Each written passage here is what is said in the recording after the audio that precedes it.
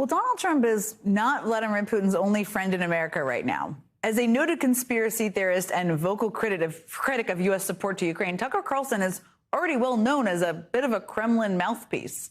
So in his 2-hour interview with Vladimir Putin in Moscow this week, it's no surprise he mostly just sat there as Putin effectively steamrolled him with revisionist history and disinformation. Now, Tucker can take some modicum of credit for asking Putin to release Wall Street Journal reporter Evan Gershkovich, who's an actual reporter who's been wrongfully detained in Russia on false charges of espionage. But for the most part, this wasn't an interview at all. It was a platform. And by giving Putin that platform without pushing back on many of the most outrageous claims, Tucker handed Putin a big PR victory. Notably, Tucker did not challenge Putin's baseless accusation that the United States orchestrated a coup in Ukraine in 2014.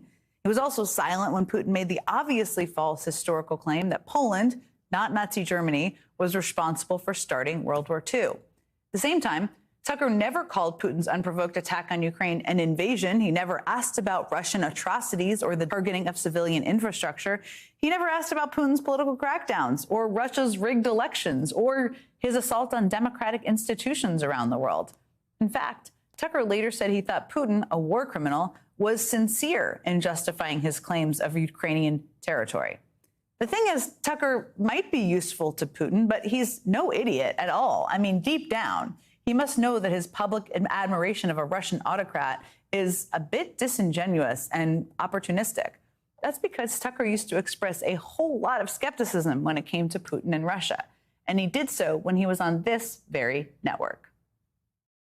I'll tell you this, as James Carville once said to me, and I thought it was a particularly insightful point, he said, I wouldn't get on a Russian elevator. Well, again, if I could just end by saying, I think it's quite a stretch, though awfully generous of you, to add Russia and China to the list of so-called civilized nations, but you're a big-hearted guy. The way they want Putin doesn't have our interests at heart. I mean, Putin wouldn't cross the street to save our lives. What do you really know about Vladimir Putin? We dig up the dirt on the man running Russia these days. The struggle between the British and Russian governments over the poisoning death of a former Russian spy in London heats up.